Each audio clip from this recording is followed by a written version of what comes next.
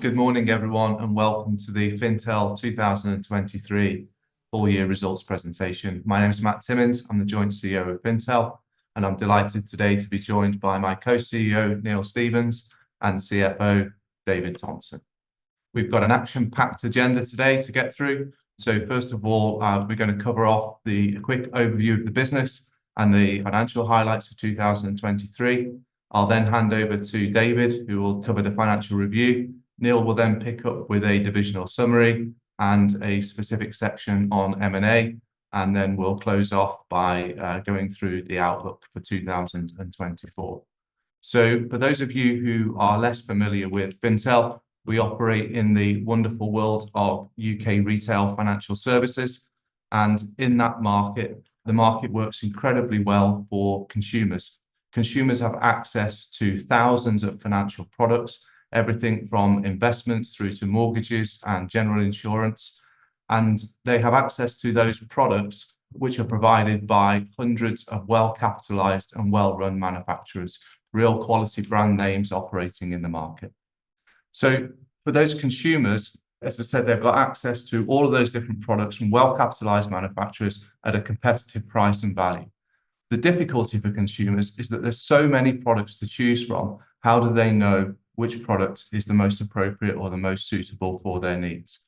Well, consumers can go and get information from a variety of different sources. They can look at a product's rating, they can get peer group recommendations, but the vast majority of financial products end up in the hands of a consumer via an intermediary of some description. Around 80% of all investments and all mortgages go from product provider to customer through the intermediated channel. And so retail financial services works incredibly well for consumers, but for those financial intermediaries and product providers, it's quite a tough market to operate in. It's a heavily regulated market. It's highly fragmented with thousands of businesses all across the UK providing valuable advice to consumers. There's a lack of quality data across the market in terms of data flows from product manufacturer to intermediary and back again from intermediary to product manufacturer. And there's also a number of different fintech solutions used in the market. And those fintech solutions very often don't talk to each other. So it's fragmented in many ways, this market.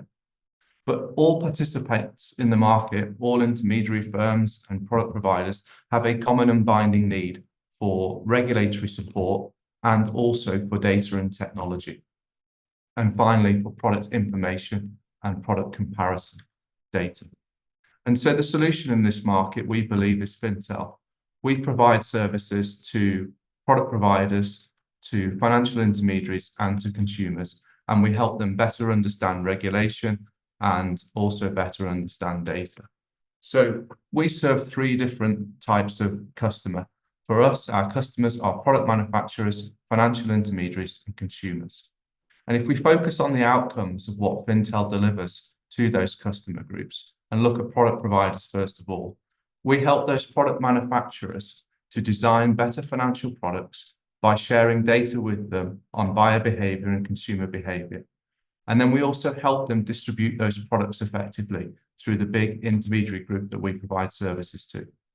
For consumers, we help consumers to better understand financial products in depth and to help them make smarter financial decisions. And we do that through the Defaqto star ratings service. Defaqto rate products according to the constituent of the product, the components of the product.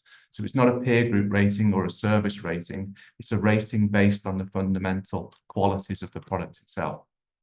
And then for intermediaries, we help intermediaries to do a better job for their clients, to serve more clients more effectively by providing them with a range of regulatory support and also fintech and other solutions.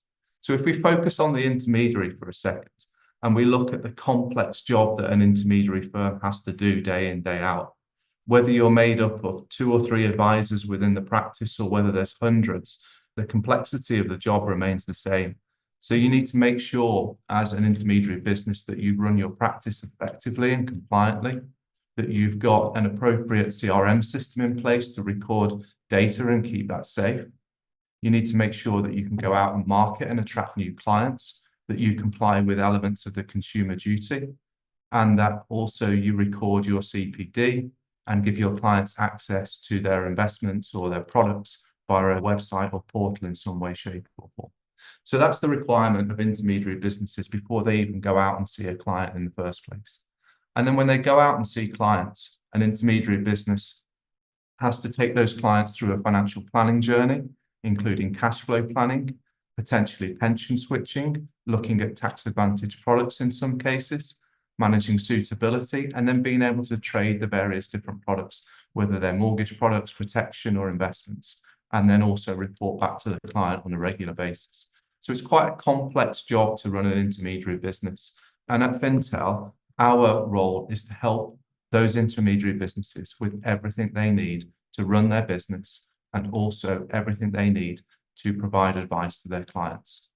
So that's what Fintel is all about, and that's what we've been building up over the many years that we've been running this business. Particularly as we look at the businesses that we acquired in 2023 and also a couple of new ones that have joined in 24, you can see how those businesses fit into the one-stop shop solution that we're building at Fintel. So those businesses help us to provide more services to the intermediary community, and through clever two-way API integrations, we're able to share data across the entire Fintel platform.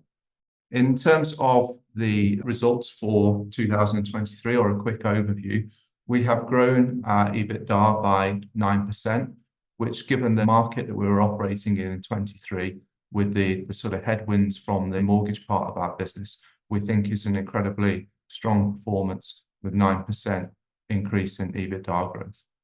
We did that at a 36% margin, and we increased our dividend to shareholders by 6%.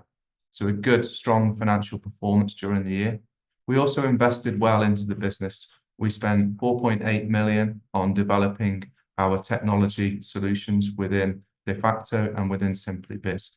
We've invested into a product that we call Matrix 360, which is an extension of an existing product that we have in the general insurance market.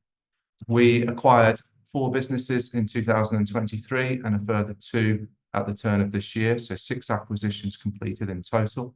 And Neil will come on to talk about why we were so prevalent in terms of M&A in 2023 and what our outlook is for further M&A in 24. We had some really strong new client wins in terms of extending our relationship with great partners like BlackRock, HSBC, and also quite a large extension of services that we provide to Money Supermarket through our Defaqto business.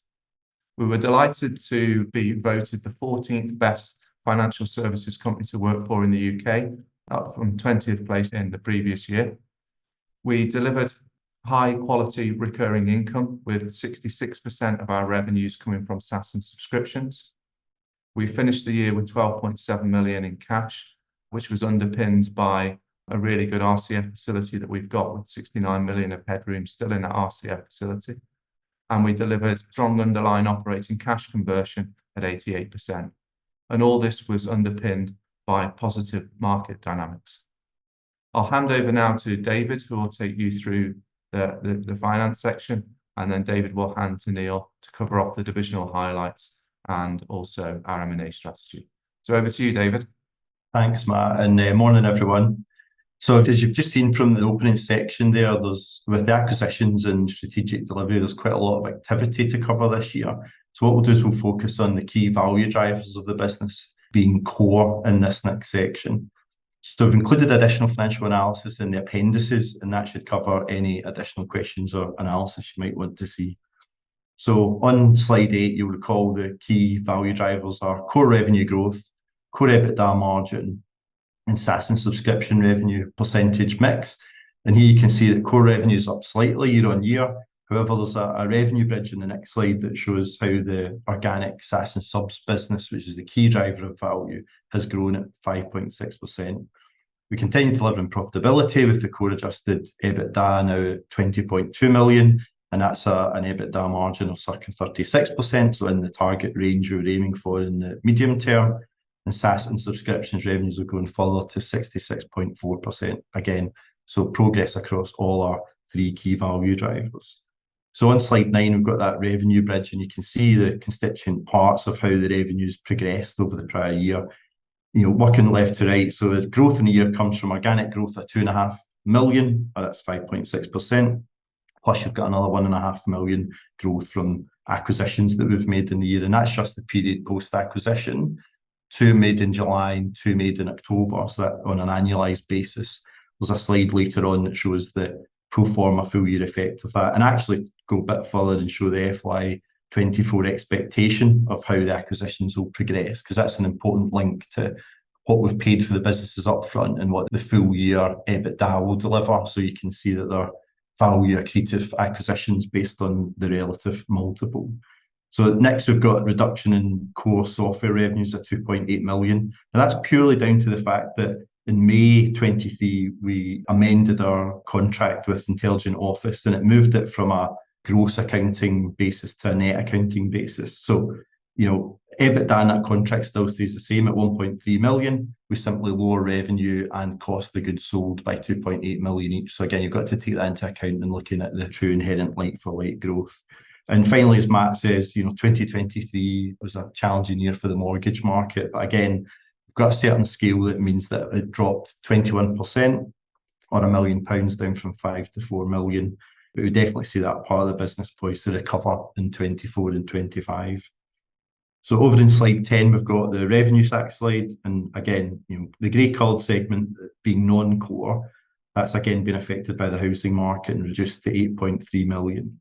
The core business isn't immune. So if you look at the dark middle section of 19 million, that reflects the 1 million reduction in mortgage revenues. However, it's partly offset by good growth in the Defaqto ratings product. And again, it's important to reiterate that dark middle segment, whilst it's not SaaS and subscription, it is repeating revenue, so it is high quality revenue.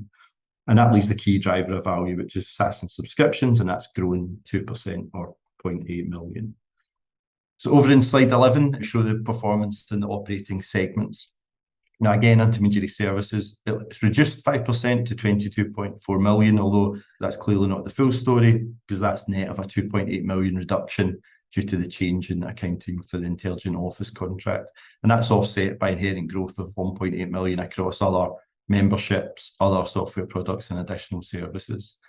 So the gross profit also benefits from the removal of the corollary of the costs of the Intelligent Office contract, and other costs have been managed well and get a strong incremental margin from other growth. So you can see that the gross margin in that business is up to nearly 50%, which we're really pleased with. In the middle, distribution, that's got a circa 1 million decrease, again, mainly due to the mortgage revenues. Marketing remains in line with the prior period, although the focus there has been to convert that annual revenue to 3-year distribution as a service contract revenue. And that's now circa 80% converted. So whilst it's relatively stable period on period, the quality of that revenue has increased. And again, Fintech and research have performed well, double-digit growth in both revenue and margin, thanks in part to additional software license sales that are practically 100% flow-through margin. But the business is all about investing for growth. And over in slide 12, you can see the track record of us earning the right to do that. So you can see the deleveraging and strengthening of the balance sheet since the acquisition of Defaqto in 2019.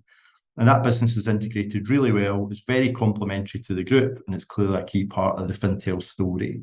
And it's now doubled its EBITDA since that acquisition. We've also commenced further investment, and you can see that utilisation of our own funds and some of the revolving credit facility invest in both external businesses and further development expenditure in our own software products. We work on more service offerings and new integrations.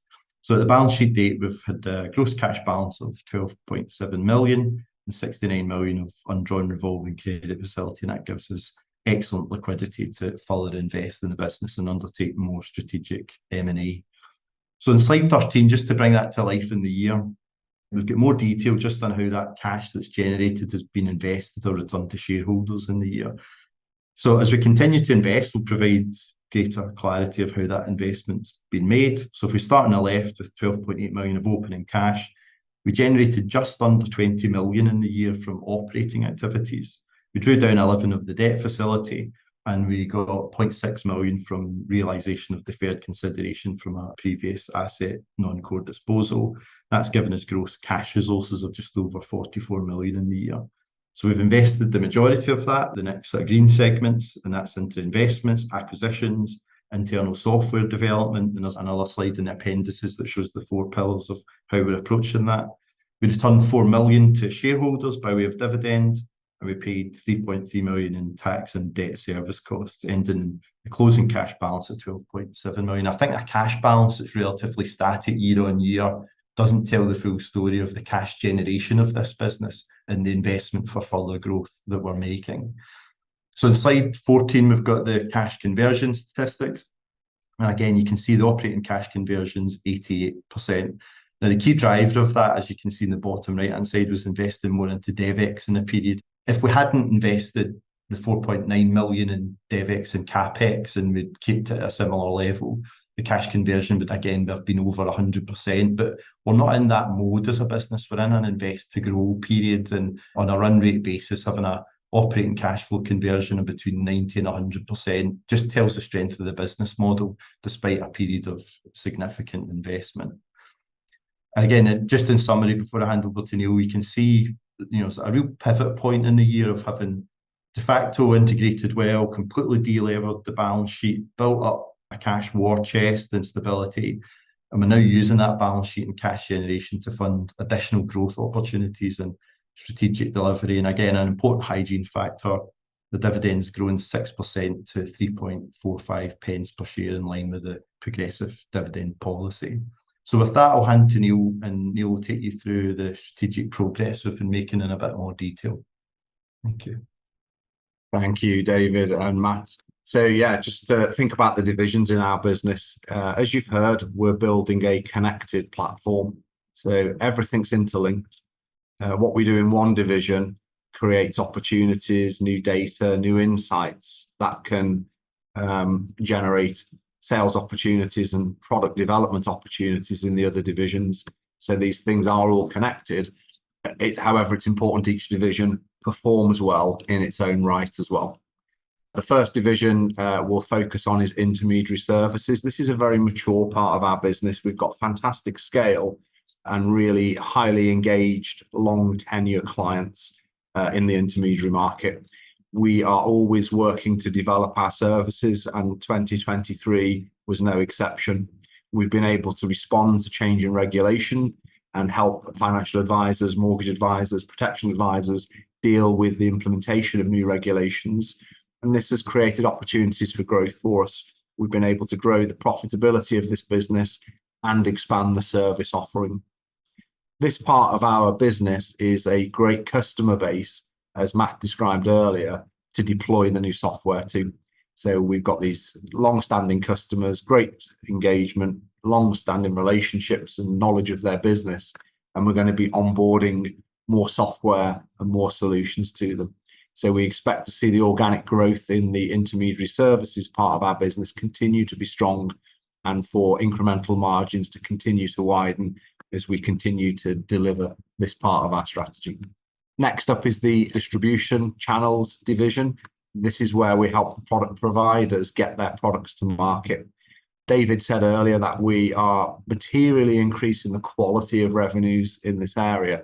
We're signing the product providers up to longer term recurring contracts, and we're also deploying more IP services and data services.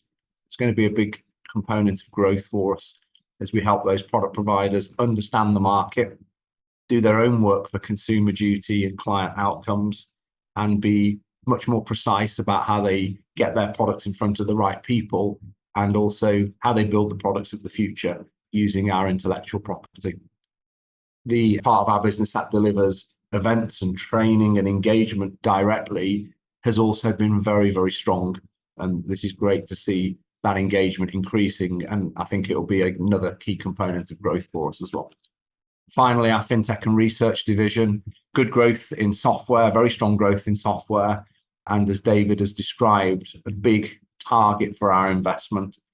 We are widening the scope of our software, launching new modules and new capabilities. And all of that's going to further bind those customers to us as we deliver more and more value and grow the average revenue per customer. Product ratings revenue equally has done really well, some strong growth, and that's been accelerated now with the acquisitions of MyCap and AKG, which give us new data sets to build into those products. So it all just kind of creates more momentum and creates more value add for our client base as part of that growth drive.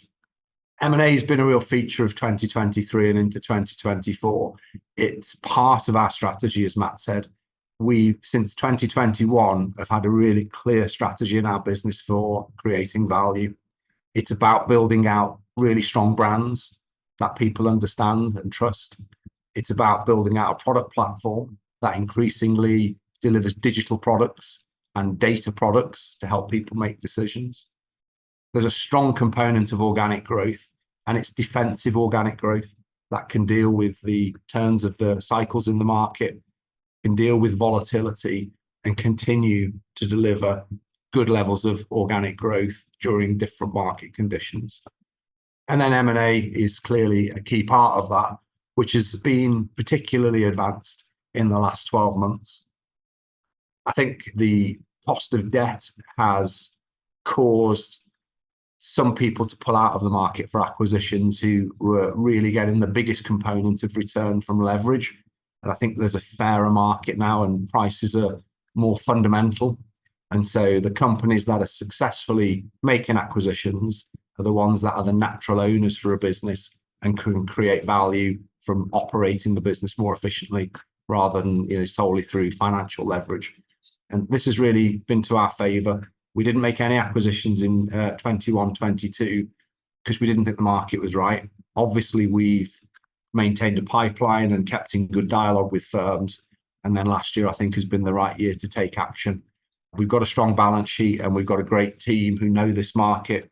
We originate the deals ourselves and we work with founders or people selling part of their portfolio to tell them how Fintel is the right home for their business.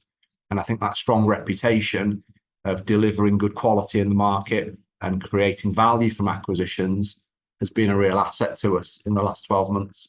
And it's helped us create some fantastic deals, all of which are core to our strategy, core to our model, right in our heartland of the customer base. They bring new capabilities in the areas that are most important to our customers, helping them connect with the end client, helping them access more data on specialist products, helping them learn and develop their people and fulfill their CPD requirements, and also providing thought leadership on the future of the industry and engaging with C-suite level people about the future of their businesses and what they're going to need to be successful. So a really good suite of acquisitions, great culture in these businesses as well, very high alignment of culture with what we're about and what we exist for. Each of these businesses brings some customer extension and some capability extension. And I think that's a really powerful combination. As we start to join these businesses up, connect their products, make the data flow between them, create more value, we think there'll be really excellent components of organic growth for us and part of that Fintel strategy. You'll see that 4 of the acquisitions fit squarely within the intermediary services market. The other 2 have tucked into the Fintech and research, and they'll be direct product extensions of the Defaqto offering. I'm going to ask David to come back in now to talk about the financial impact and approach to the acquisitions. Sure thing. Thank you, Neil. And again, one of the key questions is when you make 6 acquisitions in ostensibly a sort of 7 or 8 month period, you've got to focus on how well you integrate those acquisitions and how you keep driving performance out of them to make sure they're value enhancing. So not only they complement the product set that we take to market, they've also got to make a financial return as well. So we've included a full acquisition disclosure note in the RNS towards the end of the results RNS, and thought we would reiterate it in here just to give people as much granularity as possible. So this slide is the contribution in the period post-acquisition. So here are the financial results we've consolidated into our FY23 numbers. And you can see there that we've got a 0.4 million EBITDA contribution pretty evenly throughout the 4 businesses that we acquired in the period. Now, it's important to say that acquiring these businesses well meant that we acquired them at the right time in their cycle. And some of them were still in a break-even position on the back of significant investment. It's only because the deal team at Fintel, and Matt and Neil in particular, have got a really deep awareness of the market. We were able to tell where companies were in the cycle and engage in strategic dialogue with them over a number of months. So we're able to buy these companies well. What we include as well, we take the additional step of showing a pro forma of how they would have done if we'd acquired them all on the 1st of January 2023. And you can see it would have contributed 700,000 to EBITDA. But most importantly, and these numbers are factored into the sort of consensus numbers in the market for 24, we show what we firmly believe that they will do, clearly if they're in consensus, and would like to seek to do more. And the whole point here is we paid 13.3 million for these businesses that on a day one multiple seemed high. However, we were absolutely rock solid in the belief that we'd bought it at the right time in their cycle, and that they'll generate at least 1.3 million of EBITDA in 2024. So you can see that net upfront consideration to EBITDA multiple is lower than Fintel's current trading multiple, and hence we believe that they're value accretive in a financial way as well as adding to the product offering. So with that detail, pass back to Neil. Thanks, David. So yeah, we're continue to work hard in this space. We've got a really clear strategy. We know what we're here to do and how we want to build a platform. And so with that in mind, we continue to pursue an active pipeline of M&A. We're trying to have the right strategic conversations at the right times, to be patient as well when that is required, because we want to originate deals and we want to find the best quality assets and create the right environment for them to transact. We've got a lot of strategic capacity and financial capacity and team to bring these businesses in. I think the leadership team in Fintel is the strongest in the sector. Our exec team throughout the business are very high caliber individuals. They have lots of experience in different organizations before they came to us, but the tenure at Fintel to really understand our business and the strategy. And so I think we're in a really strong position to continue to pursue strategic M&A in 2024. We've the facilities to look for bigger deals when that time is right and we can get the circumstances right. I think what you've seen up until now is a nice collection of smaller bolt-ons that are all value accretive and all capability adding, to the platform. But you know, we're working hard on more material things as well. When the time is right and the circumstances are right, we've certainly got that in our sights. We use a focused approach. We've got a very targeted approach for the kinds of areas we're looking to make these acquisitions. They are quantitative and qualitative in terms of the culture, the management team, and the positioning of a business that we want to bring into the Fintel group. So a clear idea of what we're looking for. And I think the environment and the circumstances are going to be really supportive to us making progress in the year ahead. Just a couple of words from me on outlook. As I said, we are a defensive growth company. We have 3 divisions that are all very connected, and growth in one area creates opportunities in another. The fundamentals are strong in the medium term, and I think they're improving in the short term as well. We see clear evidence of a growing demand for financial advice. All metrics that we track are trending upwards. The number of clients requiring advice, the scope of the advice they need, and their willingness to engage a professional on an ongoing basis are all strong indicators of underlying growth in the sector.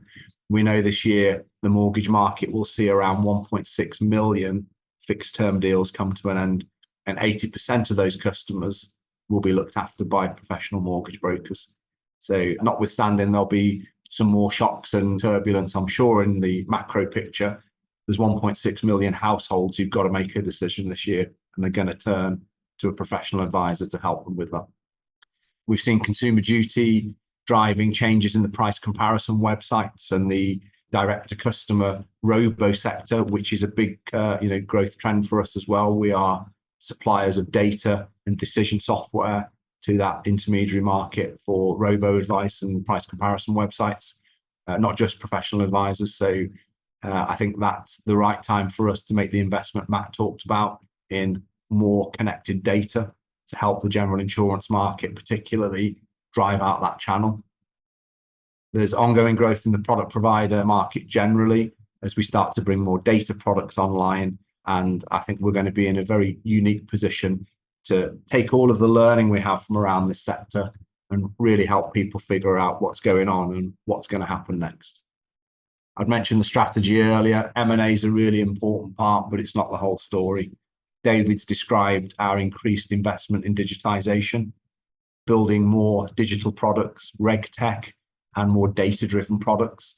They're fast to bring to market, very high margin, and uniquely value-adding because other people would find it very hard to replicate what we can do because most of our data is proprietary.